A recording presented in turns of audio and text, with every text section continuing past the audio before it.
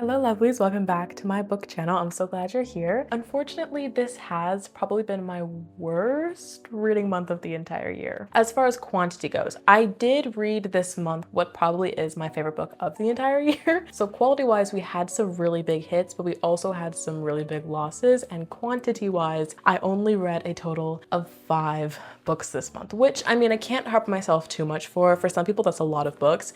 And I'd never want to put pressure on people to read a certain amount to be qualified as a good number of books. If you're reading, you're reading. But as far as me, I've been reading about 8 to 9, 7, 8, 9 books per month the entire year so far. So reading 5, barely reading 5 in October was definitely shocking to me. But there's a story behind it and we'll talk about it. Okay, I will get into it, don't you worry. So you'll hear all my thoughts. But for now, let's talk about the 5 books that I did manage to complete in the month of October. All of my thoughts, my ratings, everything non-spoiler. And at the end of this video, we'll also choose my November TBR using my TBR jar. I will just say that it's currently 5 p.m. and the sun is setting. So the lighting in here is going to be not great. It's not going to be fantastic, but I want to definitely film this video today so I can get it out to you by Thursday. Let's talk statistics first. I always like to go over these. I use Storygraph primarily to track my monthly stats, but I also track my books on Fable and Goodreads. So you can follow me on all those platforms. They're always linked in the description box of all of my videos. And I realized that Storygraph does this thing where they summarize your stats into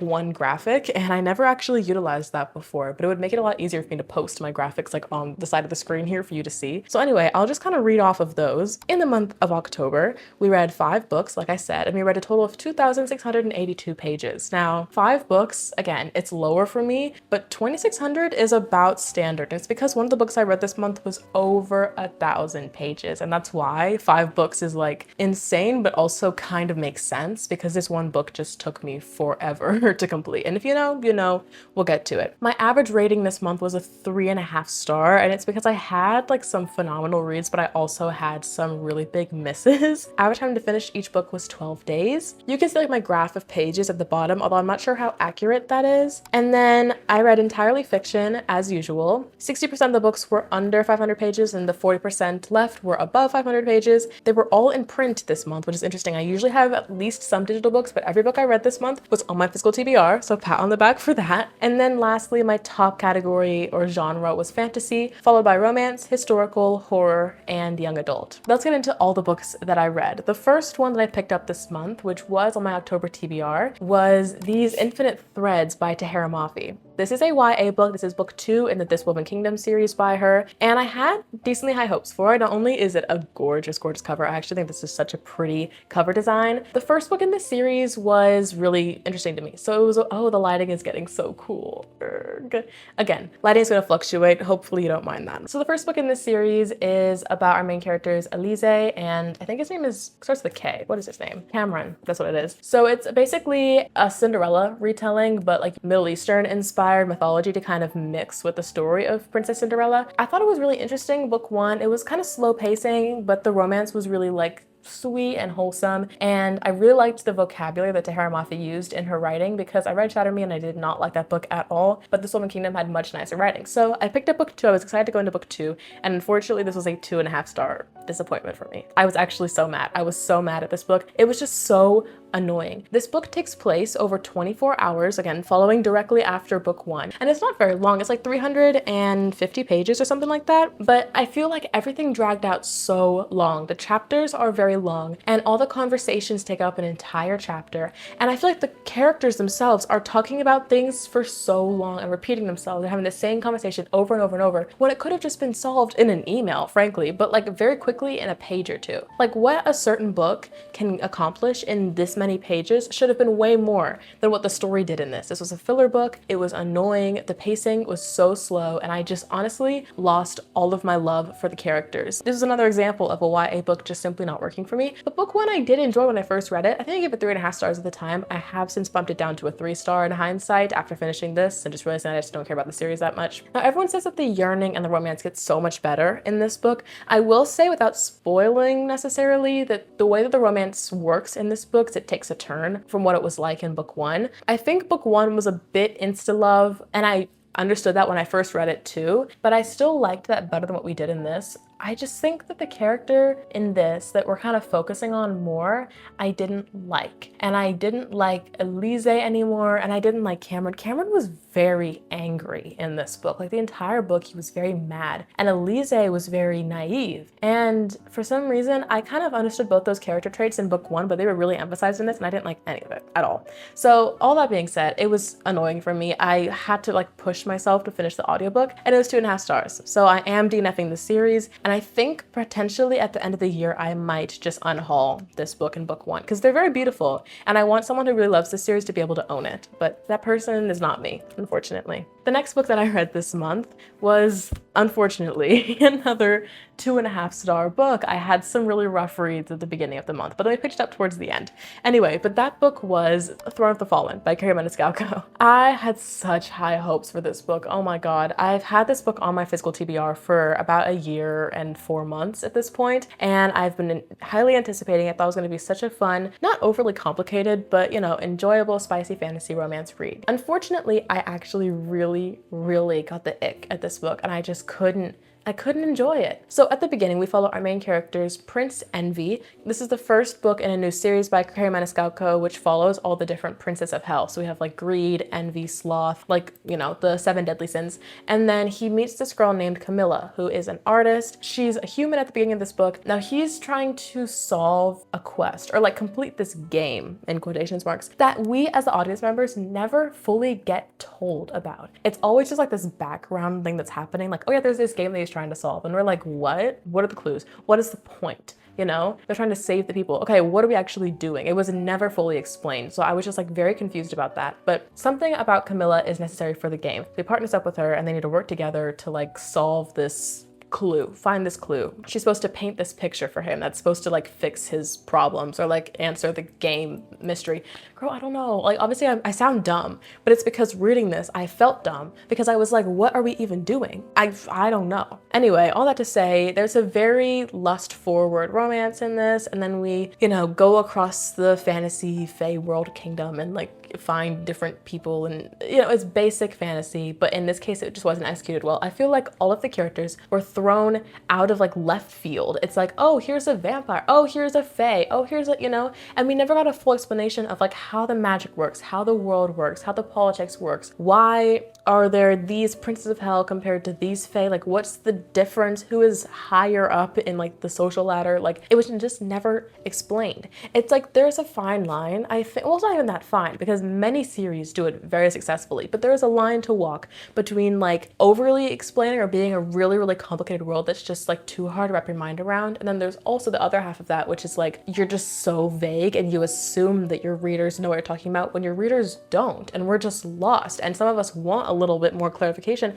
and we're not getting that. And I think that this book fell into that camp a lot more, and I want it to be just right in the middle where so many other series are successfully. This book just wasn't. And then furthermore, with the romance, like I said, it's very lusty forward. Personally, I don't mind a spicy book at all, but I feel like this one was just really physical for the majority of it, and I just got cringed out. I got cringed out. I didn't like the spice. I was skipping through them. I didn't like the romance. I feel like I didn't even feel their chemistry as far as like they could last together long term. Like they're the couple that would definitely break up after the book is over, and I hate to say it, but that's what I really feel. So unfortunately, this was another 2.5 star. Didn't enjoy it. Another series I'm going to be DNFing. I'm not going to get book 2, and I'm probably also going to unhaul this book at the end of the year because yeah, it's gorgeous. It's so beautiful. Once again, gorgeous cover that unfortunately the pages inside just didn't live up, and that is infuriating, to be honest. So those were definitely my 2 worst reads of the entire month. But in the middle of all of that, I picked up what was actually and most likely will be my favorite book of not only the month, but probably the entire year. For context, I picked this book up when it first came out at the very end of September. I think I was reading this book from the 28th of September to the 26th of October, like literally almost a month. I finally completed Alchemized by Zen Liu. If you know, you know. If you know, you know. And if you don't, I'm about to tell you. Because this book, without a doubt, best book of the entire month, and like I said, possibly the best book of 2025. It's just like incomparable, you know? Like I said this in my vlog, which by the way, I did vlog me reading this entire book. I said it in that video. It simply doesn't compare. A series like, you know, Fourth Wing. I love Fourth Wing. The first book is 5 stars. It's such a good series, you know. The second 2 books are also above a 4-star. Like everything in that book series is so good, so fun. Highly recommend. Really love it. A book like this cannot be compared to that. You know what I'm saying? Like this book is fantasy with a subplot of romance, but is also super dark and also has social commentary and also is like politically based, dystopian on one side, but also has magic. Like there's just everything packed into this book and it's just perfection, and it stands on a level above anything else that I read this month and possibly the entire year. Yeah, I couldn't have higher remarks for this, but literally I couldn't. If you didn't know, if you're not aware, let me step back and tell you about the plot real quick. So this book, by the way, is 1,000+ pages. It's 1,030 pages. I annotated the entire thing. Life-changing material. But we follow our main character, Helena, who wakes up from a 14-month coma. She's kind of been just kept in this stasis, and she's being poked and prodded by these scientists who are like, you know, reviving her. And they're like, hey girl, glad you're awake. We need to get inside your brain, your memories, because you've been blocking these memories from not only the past 14 months, but also like 2 or 3 years before then, and you are hiding something from us. And we, who by the way, we're not on your side, we're like the villains, we need to know what you're hiding. So Helena is from what's called the Eternal Flame. The Eternal Flame was like the good side of this war that happened 3 years prior. It was the Eternal Flame versus the Undying, and the Eternal Flame lost the war, essentially. And so now she's waking up 14 months later after the war has been lost, because she was in a coma for the entire time after that. She is taken in by the Undying, and they're trying to, you know, prod through her memory. And so what she's done is she is given to the High Reeve, which is like this very high up general, and said, hey, you are going to live with him. He is going to use transfusions, I think it's called transfusions, and like, you know, try to get your memories out of your mind, and let's hope that this happens successfully. That is the literal tiny tip of the iceberg, so small. If you know the background of this story, you know that this was originally Hermione fan fiction, and this was originally like the High Reeve was Draco and Helena was Hermione after like the Order of the Phoenix lost the war to the Death Eaters. And I read Manacled last year. It was the best book of my entire year last year. It was incredible. I love the fan fiction. I do not at all support J.K. Rowling. She is a pig. I hate her. But I do think that Manacled, which was written by Sen Lin Yu, was incredible. So good. And so seeing it traditionally published, of course, Sen Lin Yu had to like create different characters, different world, different magic system, but still use the basic bones and structure from Manacled. And it worked so well. Sen Lin Yu is a phenomenal author. Do not let the fact that this was the first fan fiction ruin this for you, because I swear the writing is incredible. The story is so rich. Like I said, the politics in this, not only inside the world itself, but the references we're making to actual politics in real life, the references of social commentary on religion and war and genocide and misogyny and immigration and assault and all this stuff. It's just packed into this story of fantasy and war and honestly just pure devastation, but also there's an underlying romance that is devastatingly beautiful. It's just like I know you can't see it because I'm wearing long sleeves, but I do have goosebumps under my shirt right now. Like it's just so good. It's so good. I was nervous going into it because I wasn't sure if the new world, if the new characters were going to hit as hard as Manacled did, but update, it actually was better in my opinion. Now here's the thing, okay, this is actually like 5 bajillion stars. It's incredible, it's amazing, it's phenomenal, it's just beautiful literature in my opinion.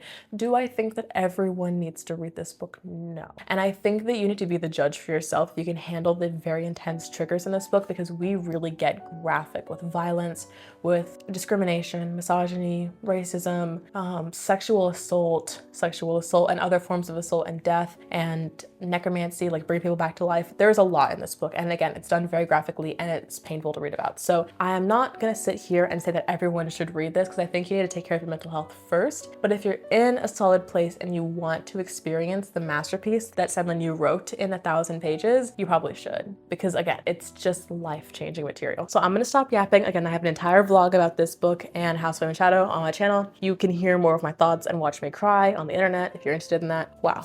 Nothing's gonna beat this. I don't think anything possibly could. I think I'm yapping about these 5 books just as long as I've been yapping about like 8 or 9 books in previous months. So I'll try to make these last 2 very quick. But the next book that I read was Terror at the Gates by Scarlett St. Clair. This was a 4.5-star read for me and I'm really excited about it. So this follows a main character whose name is Lilith. Lilith is a human and her parents are really high, I think not mafia boss, but like it's a urban fantasy and they're very high level leaders in the society. So they have like control over one sector of this very big city. And she has left her parents' home like a year-ish before because they are very conservative, very strict, and she just doesn't like the influence the church has on their household. In case you didn't know, in this book, there's a very big emphasis on religion and the toxic side of religion affecting societies and stuff like that in this fantasy world. Personally, for me, I am Christian, I am religious, but I do think that there's a lot of like negativity to some religious people,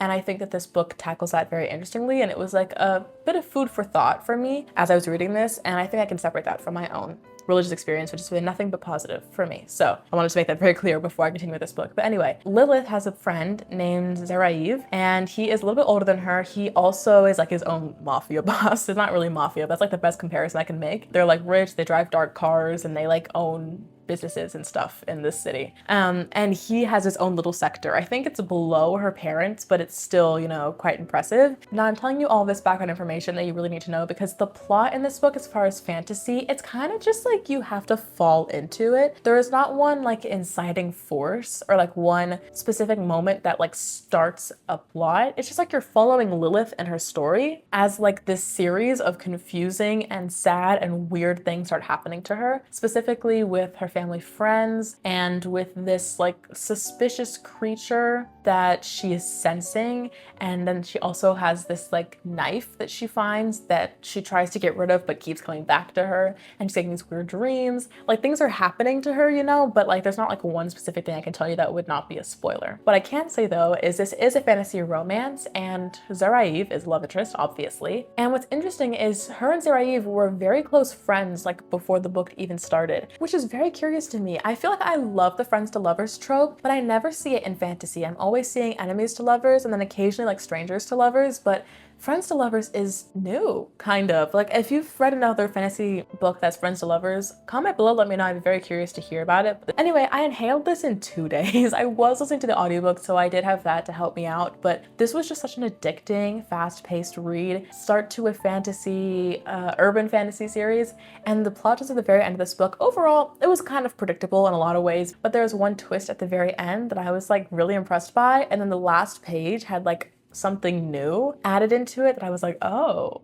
okay, I'm excited to see how this is going to turn out. So this is going to be really fun to continue this series. I think book 2 comes out like sometime next year, I want to say, and I'm excited to get into that eventually. Also, I have to show it off. This is one of the prettiest books I own. I love the cover design of this book, but also there is a map on the inside of the dust jacket in here. The naked hardcover has this really beautiful like red foiling on it, and then the inner pages have this like urban fantasy red landscape, and then like the section headers and the chapter headers are beautiful. I love when authors really put work to make their books visually beautiful, because I like to collect pretty things and I like to collect books that are pretty.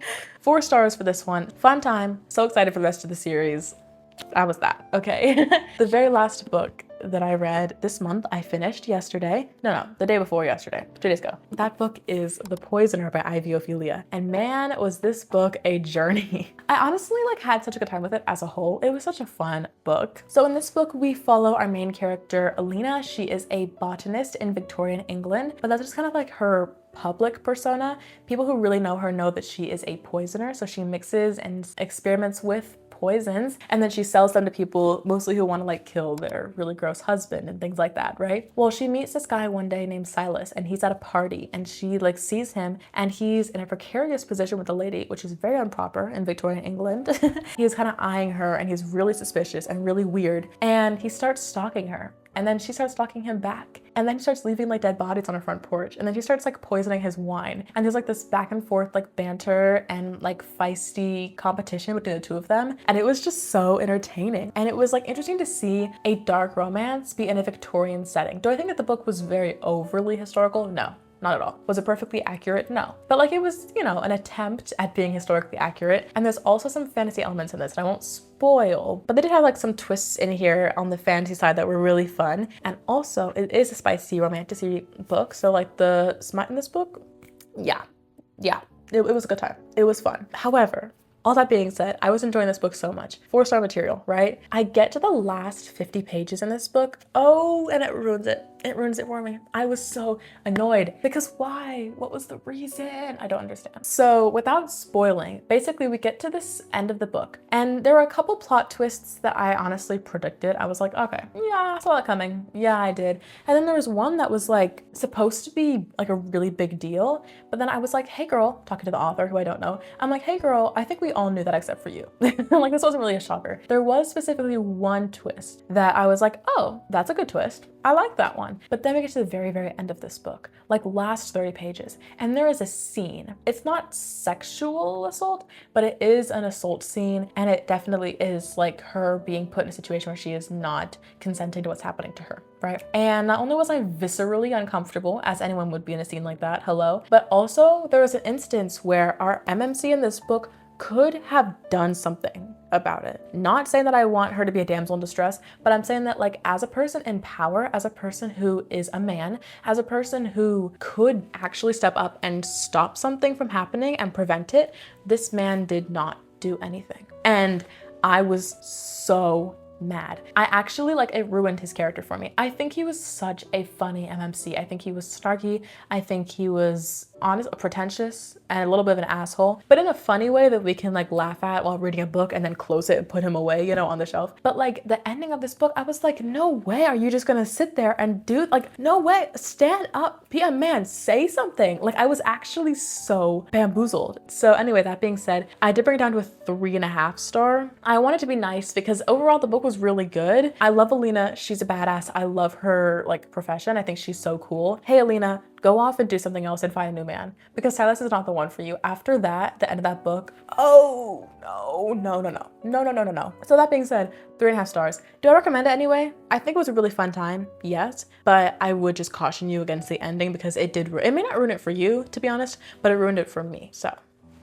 That's that. Yapping for half an hour over 5 books. That's lovely. That's amazing. That's so beautiful and wonderful. I'm gonna get my TBR jar. I'll be right back. And then we can talk about the books that I wanna read in November. Okay, hi, I'm back. We are, like I said, chasing the light to make sure I finish this video before sun sets. So let's cross our fingers so we can do this TBR picking in like 15 minutes, hopefully. But anyway, I have my TBR jar here, my janky little plastic Target cup as usual. And I have all of my prompts in here that we can pick our TBR books with. As always, this is a to be considered list, not a to be read. I'm always very tentative with them. So like I said, I picked up all my books last month from my physical TBR, which is great. I'm trying to like narrow her down as much as possible. So now I went from I think like 21 to 16 books, which is great. And the majority of them were on my October TBR. So out of the books that I read last month, The Poisoner, Terror at the Gates, These Infinite Threads, and Throne of the Fallen were all on my October TBR. The only one that wasn't was Alchemized. The only 2 books that I didn't get to that were on my TBR last month were Legendborn and Unnatural by Mia Sheridan. So these 2 books are gonna go back in the pile of like considerations for my upcoming month. Anyway, with that being said, here is my TBR jar, and I usually pick 6. So let's pick 6 books together. Our first prompt today is going to be a book a friend or family member bought for you. This book comes back to haunt me. Okay, so I'm looking at the stack in front of me. I put like 7 or 8 books that were on my physical TBR on the bed so I can choose from them. But out of all of these books, none of them were bought by a friend or family member. In fact, the only book on my physical TBR that I didn't just buy for myself is ironically The Poppy War by R.F. Kuang. Have I wanted to read R.F. Kuang? Yeah, I've actually been meaning to read this book for forever. And I also want to read Babel, and I kind of also want to read Calabasas, but I bought this book, or I didn't buy it. My father bought it for me in France when we were at Shakespeare and Company in Paris, which by the way, fantastic experience. Love the bookstore. It was so much fun to go there. But I bought this book there and I've been needing to read it, and I guess this is the only one that fits that prompt, so I have to put it on the TBR. This book, let's see how long it is. It's 520 pages. Okay, for some reason it looks bigger than that. The font is pretty small, and I've heard that this book is genuinely devastating. So I am nervous, but also for some reason the month of November fits like sad reading for me. Does that make sense? Like I feel like November is a quiet, end of the year, somber, autumnal month, and I feel like maybe reading a devastating book about war fits the vibes. That's terrible. That's terrible. But that's number 1 on our list today. Okay, let's pick another one. The second TBR prompt for the month is, oh, okay, interesting. A book with an odd number of pages. Well, I suppose I can just look at any of these on my bed and kind of see which one has an odd number of pages. This one is 604. that's even. And by the way, I'm counting until the book ends. So like before the acknowledgements. 452, that's even. This is 505 for Dance of Thieves, so that's an odd number of pages. This is 337, Wuthering Heights, also odd. Quicksilver, odd number right there. This is 476, so that's not gonna work. I try not to spoil myself when I look at these like last couple of pages of every book. 490 for Legendborn, that's a no. And 421, so Unwanted would work. Okay, so I guess I can just like pick what I'm feeling out of these 4 books. Like I said, we have Dance of Thieves, Wuthering Heights, Quicksilver, and Unnatural. 4 books that I really want to read, to be honest. I want to read all of these, and I'm such a mood reader that I can't really pick one right now. It just depends on how I'm feeling, like day of. This one I just got and I really want to read it because I already have the sequel. This one my mom wants me to read, and I honestly am very curious to read Wuthering Heights. Quicksilver, Brimstone comes out, I think this month, or maybe it just came out. So like, it'd probably be good to read book 1 before I read book 2. Although, by the way, the new covers for this series are so boring and ugly. I hate them so much. I don't love the man on the cover of this one, but I think it's at least artistic. Like, I would love to see Brimstone look like this. But unfortunately, I do not think we're gonna get that lucky. Anyway, last book, Unnatural. I also want to read this one, and it feels like it's gonna be perfect for autumn. Look, it's autumny. I can't choose. I can't choose. This is so hard. This is so dumb. I'm gonna have Siri pick a number for me. Pick a number 1 through 4. It picked 2. Okay, so 1, 2. That means the book we're gonna put on our TBR is Quicksilver by Callie Hart. I have had this book on my TBR multiple times, multiple times. So maybe this month will be the time I actually do it. I'm gonna put this one back on my TBR for yet another month. This has to be like the 3rd or 4th time. I'm not even kidding. All right, next, prompt number 3 is a book with a 5-word title. Okay, do I even have one of those, to be honest? All the ones in front of me, like For the Throne is 3, Unnatural is 1, Dance of Thieves 3, Wuthering Heights is 2. Look at my, oh my gosh, I think I literally only have 1 book on my TBR that fits this prompt. Let me grab it. This is insane. And apparently this month might be the month of big, intimidating fantasies, which I thought was last month because I read Alchemized last month. But the 1 book on my physical TBR that fits this prompt exactly is City of Gods and Monsters by Kayla Edwards. City of Gods and Monsters. If I can count properly, that is 5 words. And I'm so hyped for this book. I want to read it so badly. I know it's going to be so good. I think the covers are gorgeous. I think the series is going to be amazing. And I wanted to wait to read this book until after I read House of Flame and Shadow because I know this is going to be another epic urban fantasy series. I knew that Crescent City, I wanted to complete that one before I started this. So I did complete that one in September. And now I guess I can pick this one up for November, maybe. This, honestly, we're already getting really big and intimidating fantasies this month, but maybe that's like the vibe. The problem is this book is, let's count, shall we? 730 pages. And honestly, at this point, after reading Alchemized, that's not even that scary to me because Alchemized is over 1,000 pages, but like this is still intimidating nonetheless. And I do kind of want to annotate it as well because I think it would look so good with like red tabs to match the red spine. We'll see, but this is going on the TBR, okay? Number 3, I'm so excited for this book. Oh my gosh, okay. Perfect. All right, let's pick the next one. This prompt is a book on Kindle Unlimited. Like I said, I want to continue reading books on my physical TBR, so I'm not gonna like only pick a book that I only have on KU, but I'm gonna look and see which of these are available on KU. So I can still like match the prompt, but also read a book that I have physically. So let me go to Amazon. I actually think I already know for sure that some of these are not on KU. Let me see. I'm looking at Dance of Thieves. It is not on KU. Let's look at Legendborn. Legendborn also is not on KU. For the Throne, also not on KU. Interesting. And I feel like Unnatural isn't either. Oh, okay. Unnatural actually is on KU. So this is an option that we could pick from. Wuthering Heights is also on KU because it's a classic. I feel like a lot of classics are available on KU. So here's another one that we could choose from if we wanted to. I know that Swordcatcher is not. I'll look anyway, but I don't think it is. Yeah, it's not. Let's see. Looking at the other things on my shelf over here, I'm trying to stray away from more like thick fantasy. Like I know for sure that Direbound is on KU, but I don't want to pick it because like I already have very intimidating fantasy over here, trying to mix up the vibes. Listen for the Lie is a thriller book that's also on KU, surprisingly. So this could be a different option to kind of switch up the genres. But we also have, again, thriller, classic, and then this is also kind of thrillerish, kind of contemporary romance. Out of these 3, I'm gonna put down this one. Not feeling it right now, to be honest. Mixed on both of these. I want to read both of these a lot. I feel like Unnatural would be more of an easy breezy, like palate cleanser. Wuthering Heights is more of like a challenge to read, you know, kind of more of an endeavor. I do already have the audiobook for this though, because my mom bought it on Audible and we have the same account. So that would be a good one to read. And she also said that this book would be a good book to read this month because of the vibes. Like they're very dark and dreary, you know? But at the same time, like autumn. Duh, you know? I am torn, but I think I'm gonna pick Unnatural simply because this seasonally could still work with other months. Like this could work in December, January, like still like colder months. But this one, I think I need to read this before the autumn ends, and it ends at the end of this month. So I think I'm gonna pick Unnatural by Mira Sheridan. I've been looking at this book a lot recently and I wanted to pick it up, but I didn't get time to in October. So that's gonna be really fun, kind of mystery thriller with romance involved. And I've heard really good things. So kind of similar to last month, because this was on my last month's TBR, but we're gonna circle back around and add it to this month as well. All right, let's pick 2 more. Okay, this prompt says, oh, great, they're calling me out. This is a book you've DNF'd before. Okay, well, out of all the books that I'm looking in front of me, I've actually only started one book out of the list before. I don't think you guys know this. I don't think I've mentioned it before on this channel because it happened years ago, but I actually picked up Dance of Thieves on my Kindle like a couple years ago. Started it, wasn't feeling it, put it back down. But I bought the duology secondhand a couple weeks ago, and I've been really intrigued to read it recently. So this is YA. I keep going back to YA, even though I know it's not really my favorite genre ever, but I know that sometimes it works for me. So I'm still tentatively curious about it, but I would really love to love this series because again, I have the sequel already, and I think that they're just beautiful covers. But as we know, beautiful covers tricked me up in October because both these Infinite Threads and Throne of the Fallen had gorgeous covers and they were both bad. But I don't know, I'm gonna keep high hopes for this one. I'm not gonna shoot it down too quickly. So the book that we're gonna pick next is Dance of Thieves. Hopefully I can really enjoy my time coming back to it. And I'm just really excited about it. I am. I think it's gonna be really good. Do I know anything about it?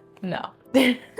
I don't even remember what I read when I first started it a couple years ago, but I have high hopes. So we're gonna add this onto my TBR. So that's number 5. Let's do one more together to kind of complete the list here and hopefully end out this video. The last prompt today is gonna be, oh goodness gracious, a book title that starts with a randomized letter. Okay, I don't even know why I wrote that prompt. That's kind of hard to pick from. But let me ask Siri again to pick a letter. Pick a letter from the alphabet. She doesn't want to. Okay, let's do Google instead. Okay, Google picked K. Legendborn's L, W, P, L, S, D, D, V. Don't have a K. Let's try again. It picked R. This is so funny. Don't have an R. Trying again. I've got to have a T, right? This is actually insane. I mean, to be fair, I don't have many options to choose from. I only have like 1, 2, 3, 4, 5, 6, 7, 8, 9, 10, 11 books on my TBR that I haven't already picked or that I haven't already read, which actually, that's great. I'm trying to make this number smaller, but unfortunately I do not have a T. Try again. M, G, L. Wait, we have L's. I know we have L's. Okay. We have Legendborn, starts with an L. We also have Listen for the Lie, also an L. And I think that's it. But you know what? 2's all we need. Thank you to Google. Okay, I've heard really good things about this thriller. I just don't know if I want to read a thriller. I'm just not really a thriller girl, to be honest. I have to really be in the mood, and I haven't been recently. Now, this book was on my TBR last month, but I never got around to it. So I might just want to put this one back on my TBR again, just like I did with Unnatural. Just add these back. That seems like relatively normal, I guess. So I'm gonna pick Legendborn for this last one. That took me a second to find a letter that works, but I think that's what we're gonna choose. So with all that being said, this is a very tall stack, but this is our TBR for the month of November. Let's do a little refresh so we don't forget. We have Legendborn by Tracy Dion. This, by the way, is YA fantasy, kind of inspired by Arthurian legends, and I'm pretty sure it's like a secret society in a university. So should be fun. We also have Dance of Thieves, like I said, that I DNF'd before. Unnatural by Mira Sheridan, come back around again for a second month in a row. City of Gods and Monsters. This is a hefty book, oh my goodness, but I know it's gonna be so good, so good. Quicksilver has made it onto my TBR yet again for the bajillionth time. This is by Callie Hart. And then the last book is The Poppy War by R.F. Kuang. So hopefully we get a win out of one of these books this month. Thank you so much for watching my very long and ranty rambly video. I hope you enjoyed. I will see you guys in a week or two for my reading vlog where I actually read the last 2 books from October, and I think I'm gonna read at least 1 or 2 more. So you guys will see that very, very shortly. As always, subscribe. I post new book videos on this channel almost every Thursday, almost. And I've already started planning some really big, exciting things for the month of December. I hope you're excited for it. So with that being said, I love you so much, and I will see you in a new video very soon.